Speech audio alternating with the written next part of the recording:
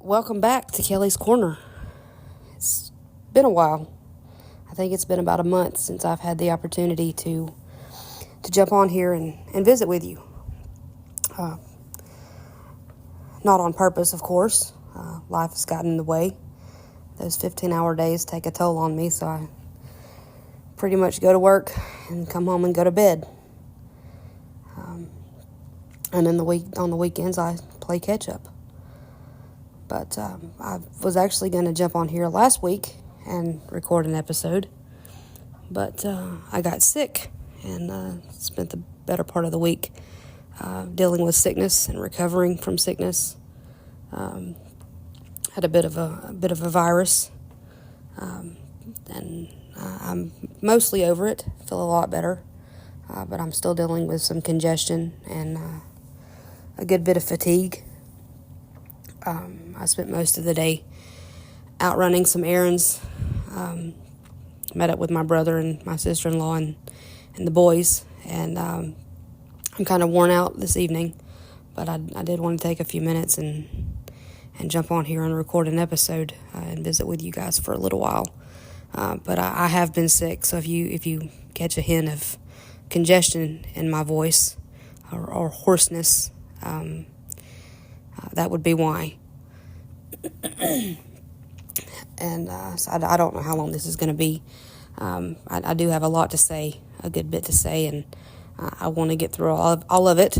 But I'm not exactly sure that my voice will allow me to do so. But I'll certainly give it a try, and if not, we might have to just split this episode into two. But like I said, I'd gotten sick last week and was going to record an episode, but it ended up working out because now there's some interesting things that have come about over the last couple of days that I wouldn't have known about to cover had this episode been recorded a week ago. So it ended up working out for the better, I guess. I did want to give a shout out quickly to my buddy Caden up in Spokane, Washington. Yesterday afternoon, I had the honor of actually being a guest on his podcast, the KGC Show, and really enjoyed my time visiting with him and getting to do a guest spot on his podcast. That was a first for me. I had never been on a podcast before, other than, of course, my own. So it was interesting to see the differences between being the host and being the guest. It was kind of a cool little twist. And I enjoyed my time and enjoyed getting to visit with my friend. And who knows, maybe he'll have me back on there at some point in the future. But if you don't know of his podcast, look it up on YouTube. It's a very interesting podcast. Again, it's called the KGC Show. It's on YouTube, and he has some very interesting guest stars. I know William Lee Golden of the Oak Ridge Boys has been on his show. Jeff Panzer, the producer, has been on his show. And, of course, now myself. But give his podcast a listen. You might find it interesting. One thing I did want to mention early on in this episode, to note that, again, I wouldn't have known about last week because it just happened in the last couple of days, is that astronaut Jim Lovell passed away. I believe it was on Thursday, but it didn't hit the news until yesterday. But he passed away. He was the commander of the Apollo 13 spacecraft that was destined to go to the moon. However, it was ill-fated and didn't make it. When they started the oxygen tanks, there was a explosion, and it disabled the spacecraft, and they had to basically slingshot themselves around the moon to pull them, use the Earth's orbit to pull them back home. And a lot of people attribute Jim Lovell's calm, cool head with ultimately allowing them to be able to get back home. But he passed away. If you've ever seen the movie Apollo 13, Tom Hanks plays the character of Jim Lovell. So I had to watch Apollo 13 last night. And at the very end of the movie, when they're on the USS Iwo Jima, you see a quick cameo of the actual real Jim Lovell. As the astronauts are shaking the people's hands, he's the Navy commander there on the ship. And that person is actually played by the real Jim Lovell. And I forget what ranking the commander, the real Jim Lovell, was in the movie. But the movie people, I guess Ron Howard and the like, who directed the film, offered to make that character have a higher ranking, and Jim Lovell declined that offer because whatever the ranking was, and I'm drawing a blank as to what it was now, but the character, he did not want the character to be any higher ranked than he was in real life. But they did offer, and he declined. So whatever the ranking of the commander of the ship was in the film is the actual ranking that Jim Lovell attained during his time in the service. But he passed away. Interesting to note, in the movie, Tom Hanks' character says, Houston, we have a problem, after the oxygen tanks explode. And that's a very famous line. And if somebody says, Houston, we have a problem, you automatically think Apollo 13.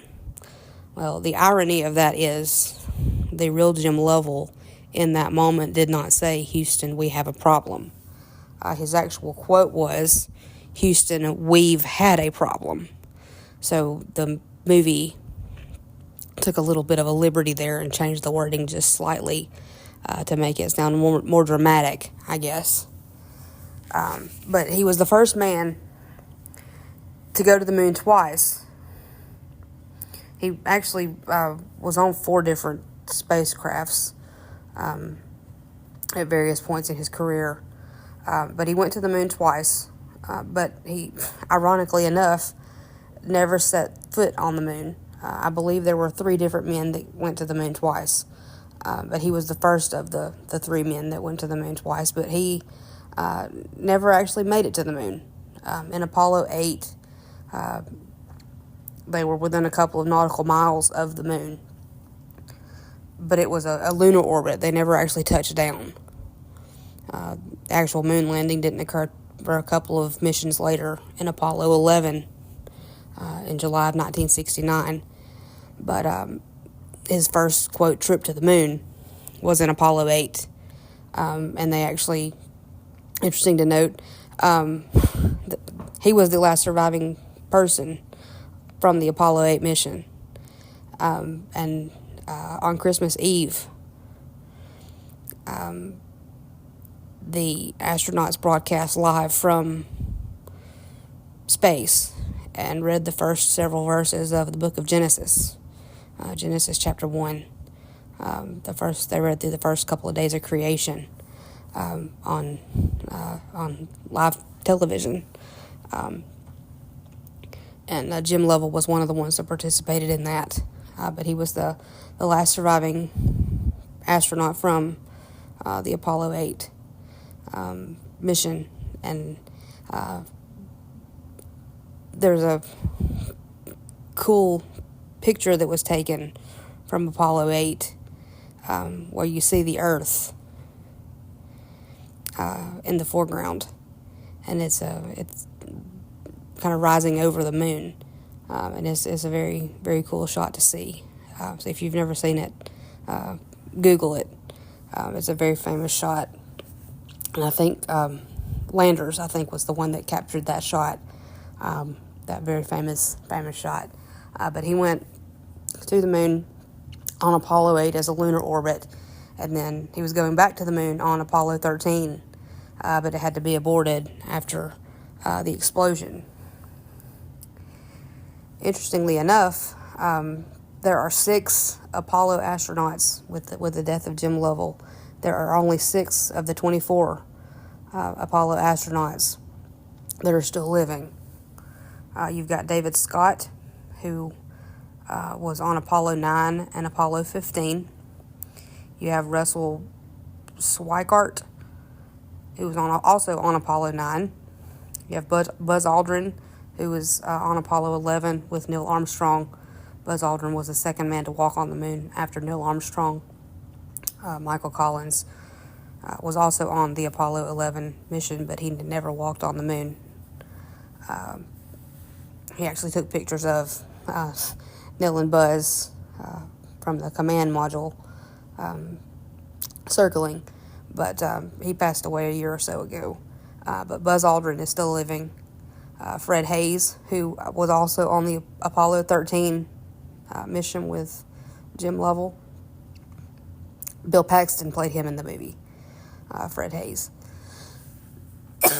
He is still living. And then Charlie Duke, who was on Apollo 16, and then Harrison Schmitt, who was on Apollo 17. Russell Schweickart, of those 6 men, Russell Schweickart is the youngest of them, and he's 89. He was born a few weeks shy after Charlie Duke. So he and Charlie Duke are a few weeks apart in birth, but Russell Schweickart was a few weeks younger than Charlie Duke. But both of them are 89, and I believe both of them have birthdays in October. I think one is at the beginning of October, and then one is at the end of October. So Charlie Duke was born at the beginning of October, and then Russell Schweickart was born at the end. But they're both 89, born within a couple of weeks of each other. Recording this, just so you know, on August the 9th. August the 9th is an interesting date in history. So I don't guess it would be a episode of Kelly's Corner if we didn't discuss some form of history or another. But this one is kind of cool. We're going to discuss 2 different dates in this part of the episode. August 6th and August 9th, both from the year 1945. And if you're familiar with history, you probably know where this is going. But 80 years ago on August the 6th, and then 80 years ago on August the 9th, the United States dropped 2 atomic bombs over the Japanese cities of Hiroshima and Nagasaki. Hiroshima was on August the 6th, and then Nagasaki was on August the 9th, toward the end of World War II. And ultimately, that's what ended World War II. The aerial bombings killed between 150,000 and 246,000 people, most of whom were civilians. And it remains the only usage of nuclear weapons in armed conflict to date. And hopefully it stays that way for a very long time. On August the 6th, the bomb called Little Boy was dropped on Hiroshima. The Boeing B-29 Superfortress bomber called the Enola Gay dropped the Little Boy bomb on Hiroshima. The Enola Gay was actually named after Enola Gay Tibbets, the mother of the pilot Colonel Paul Tibbets. And then 3 days later, the bomb called Fat Man was dropped on Nagasaki. And Japan surrendered shortly thereafter. What they did not know, probably, was that the United States didn't have very many more bombs. I think they only made a total of 3. So had they not surrendered, it would have taken a while to get another bomb together, but they did not know that. And so they ultimately end up surrendering within a couple of days to end World War II. And Truman, Truman didn't know of the Manhattan Project, which is the project that the atomic bomb came from, until after the death of President Roosevelt in April of 1945. That's how secret it was. He had no idea. He was only informed about the Manhattan Project after he became president. Truman was only vice president for a couple of weeks before President Roosevelt died. So it's probable that they didn't have time to discuss everything, but at the same time, it's probably also very probable that as vice president, he wasn't really viewed as a need-to-know person. And since it was such a top-secret thing, they, I guess, didn't really feel like they could trust him with the information. But after President Roosevelt died, they informed him about the Manhattan Project, and he had a decision to make. He could have chosen, after Europe, the war in Europe ended in May of 1945, he could have chosen to go a different route. He could have chosen a full-on invasion of the island of Japan. But he also knew that if he chose that route, that it was very possible that it would have cost millions of American lives. And the lives of who knows how many Japanese soldiers in a war that had already been raging for years.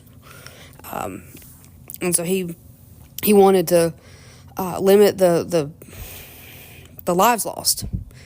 And so ultimately, he made the best decision that he could with the information that he had, and chose to go the route of the atomic bomb, more or less to save American lives. But I don't know that I would have made any different decision, if I was the one behind the desk, quote, pushing the button. I don't know, it's kind of interesting to think, what would you have done? Would you have done the same thing? Would you have done something different? Not just with that, but with anything, with the Civil War. If you were in Lincoln's shoes, what would you have done? Would you have just allowed the South to secede? It's easy to second guess somebody when you're not sitting in their shoes. But it's a whole lot different when you're the one making the decisions. And during the Cuban Missile Crisis, President Kennedy was faced with some big decisions to make as well. And, his calm, cool head more than likely kept the world out of a armed nuclear conflict as well. Any at any point in history, you can look and think, well, what would I have done? Would I have done something different? Would I have done the same thing? Given the facts of the matter.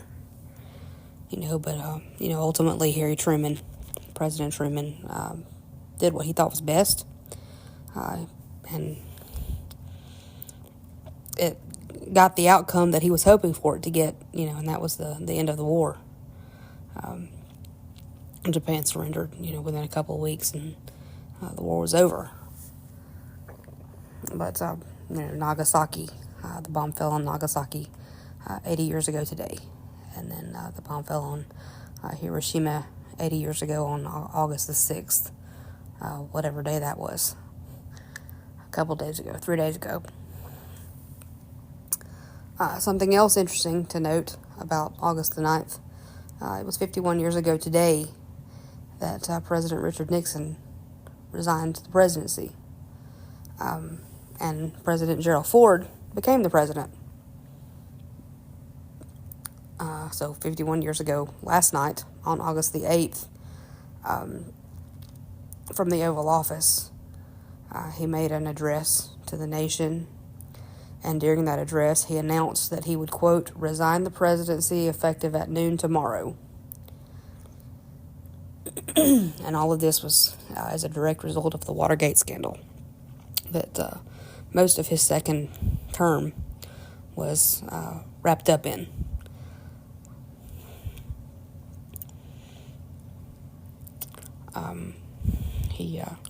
His second term was not very effective because of the Watergate scandal.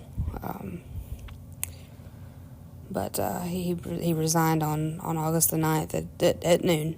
And after he made his address, the next day he sent a letter to Henry Kissinger, which was his Secretary of State, letting him know of his intent to resign. Even though he'd already made the announcement on the TV, he made it formal by sending Henry Kissinger that letter of resignation. And then Gerald Ford resumed the presidency.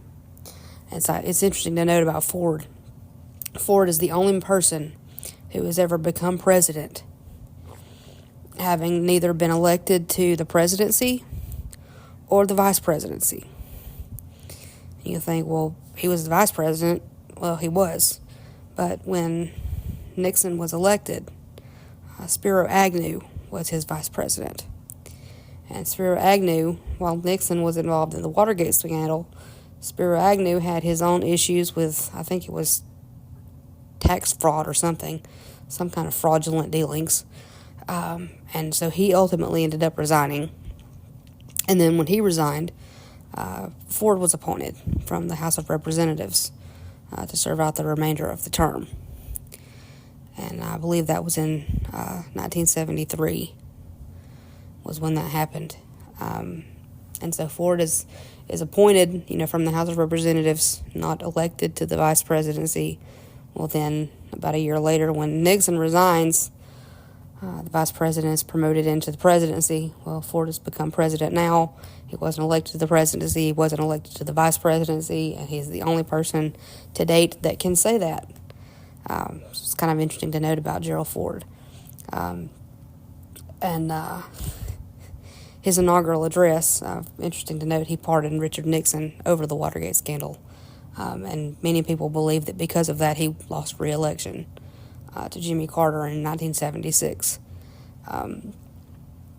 But during his, quote, inaugural address, I guess, one of the famous lines in it was that the long national nightmare is over, speaking of the Watergate scandal, because it was basically Nixon either had to resign or was going to face impeachment. And he didn't want to face impeachment, so he chose to resign. And to date, he is the only president to resign the office of presidency. Had he faced impeachment, he most assuredly would have been removed from office, and probably even convicted in some sort of criminal court over the Watergate situation. But 51 years ago today, he resigned, becoming the very first and only to date president to do so. I cannot believe that it is already August. I'm not exactly sure where the summer has gone, although I'm not exactly saddened by the fact that it's moving on, because I'm not a huge fan of the hot weather. I would much rather it be 32 degrees than 112.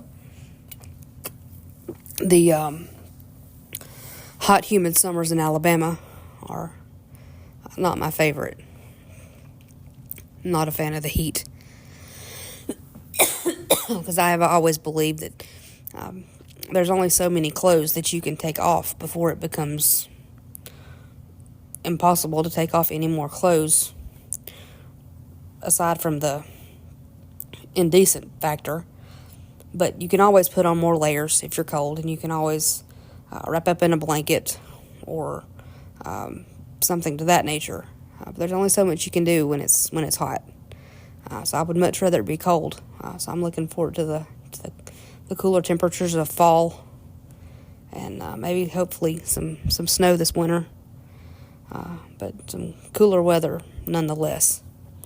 But I don't know how it is wherever it is that you're watching from or listening from. But schools in Alabama started this past week.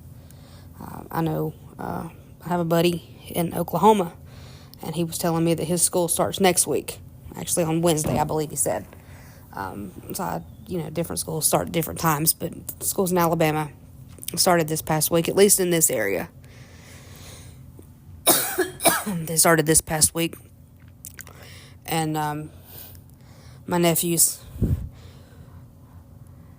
well, one of them was excited about going back to school. I think Cooper had been excited about going back to school since about the day after he got out of school. Tucker, I'm not so sure that he was excited, but he seems to like his class, like his teacher. Cooper started the first grade, and Tucker's in K4 this year. His first real experience with big boy school, where you go all day. But I think they're both enjoying it so far. I think. I know Cooper's all about the social aspect, so I know he's happy to be back with his friends. And his best friend is in his class again this year, so I know he's glad about that. Then Owen, Lucas, and Kennedy, I believe they start school sometime in the next week. But Owen is going to be in the 10th grade, and then Lucas is going to be in the 8th grade, and I believe Kennedy's going into the 6th grade. But kids sure grow up fast, don't they?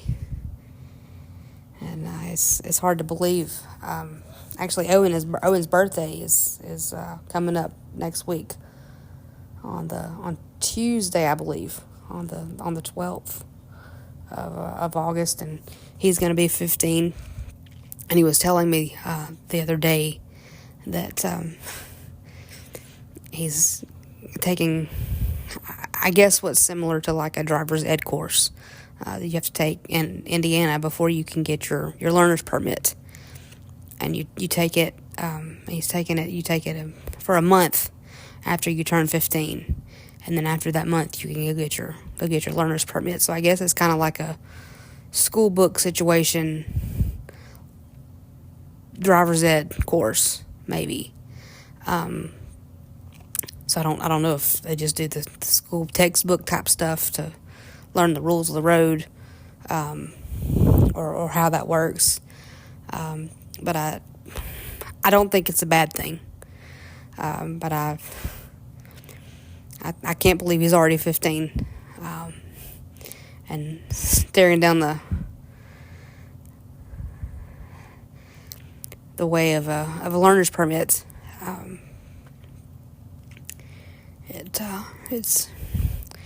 He'll be graduating high school before we know it. I don't even want to think about that.